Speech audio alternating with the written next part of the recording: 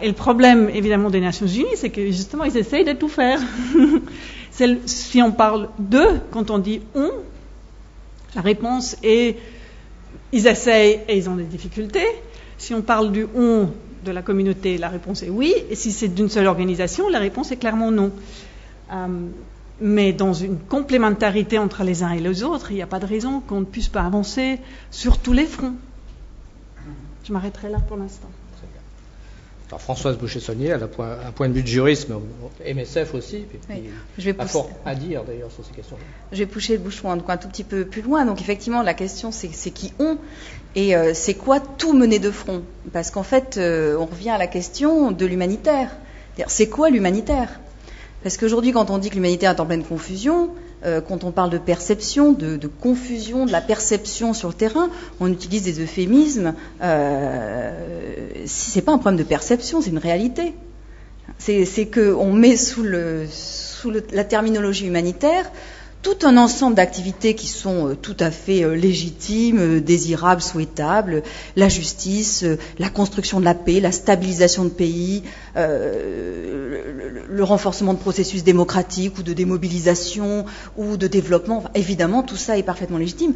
La seule chose qui pose effectivement problème, c'est de tout labelliser humanitaire et de ne plus se dire finalement qu'est-ce que c'est qui serait prioritaire. Or, si on devait juste faire des catégories comme ça un petit peu très rapides, construire, reconstruire, ce sont des choses extrêmement importantes, sauf que l'humanitaire ne vise pas à construire ni à reconstruire, il vise juste à préserver. C'est-à-dire que c'est quelque chose qui se passe dans une parenthèse où l'humanitaire, entre guillemets, n'a pas de solution.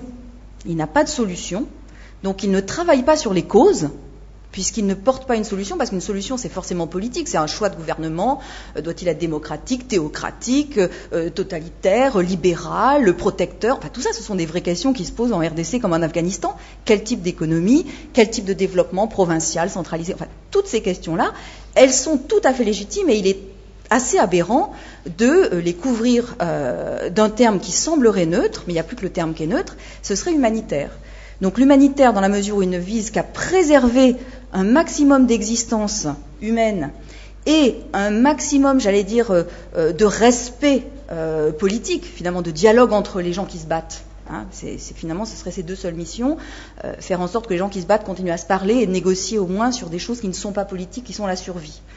L'humanitaire, tant qu'il se fixe que ses objectifs, il doit les atteindre.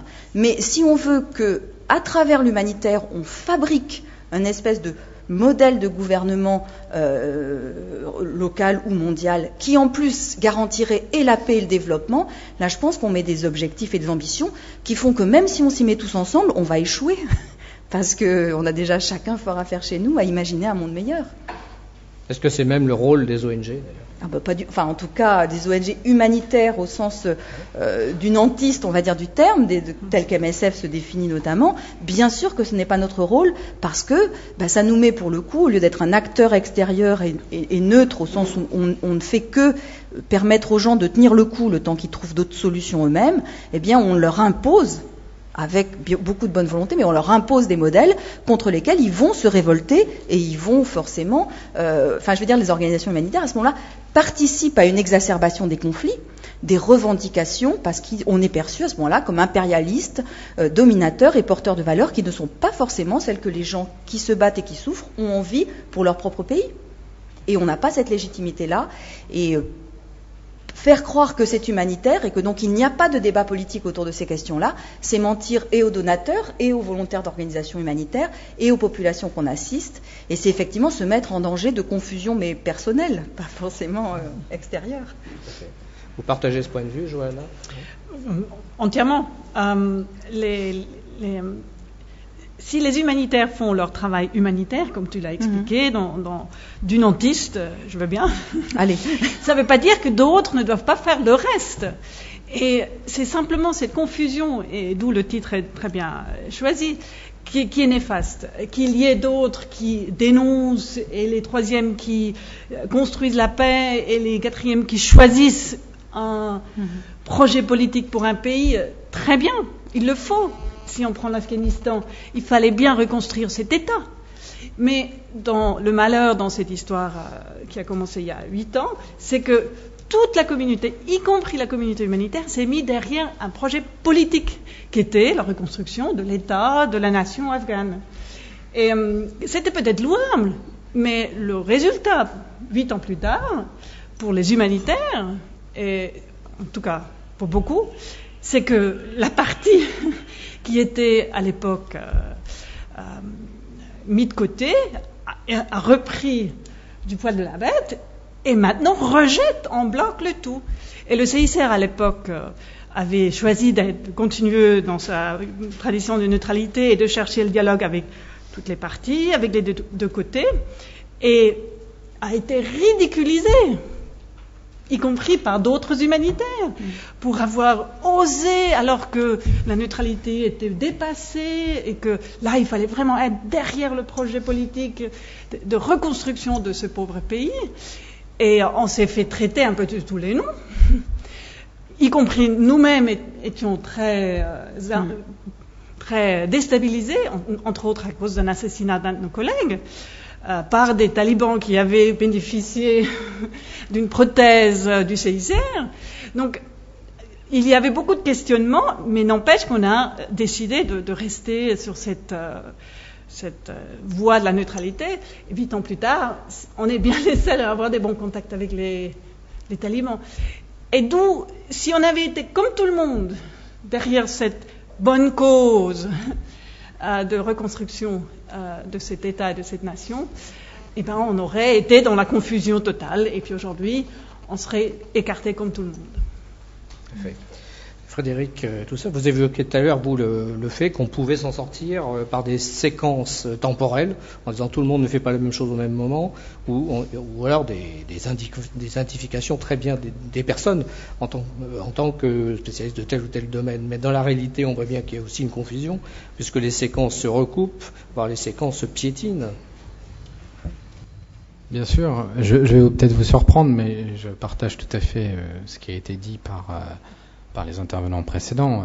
MSF, le CICR et les Nations Unies dans leur globalité, évidemment, ce sont des logiques et des organisations totalement différentes.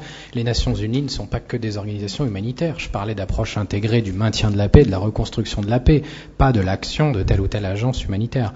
Bien sûr, je partage totalement, pour bien connaître par exemple le CICR, ce que vient de dire Madame, sur la spécificité, bien sûr, à préserver absolument du CICR, qui fait un travail remarquable en Afghanistan, notamment par son dialogue, comme tout le monde le sait, de façon confidentielle et neutre avec toutes les parties, y compris les talibans. Mais ça n'a rien à voir avec le projet politique de reconstruction de l'Afghanistan. Donc l'approche intégrée, elle concerne les Nations Unies, elle ne concerne pas l'humanitaire. Je suis tout à fait d'accord donc avec ce qui a été dit précédemment.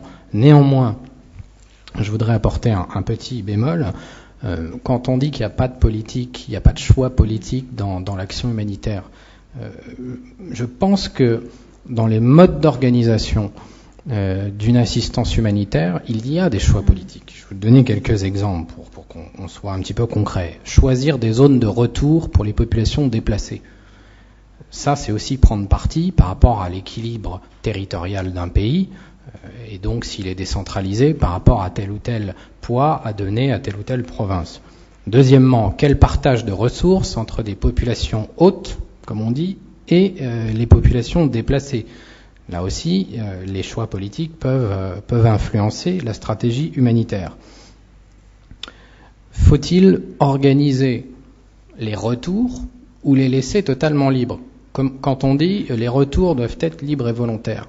C'est très bien, mais dans la plupart des cas, on constate que pour qu'un retour soit durable de populations déplacées ou réfugiées, il faut qu'il y ait un développement économique dans les zones de retour. Donc est-ce que là, il n'y a pas en amont un choix politique qui va déterminer ou pas la réussite de la stratégie humanitaire ? Et on pourrait prendre encore d'autres exemples.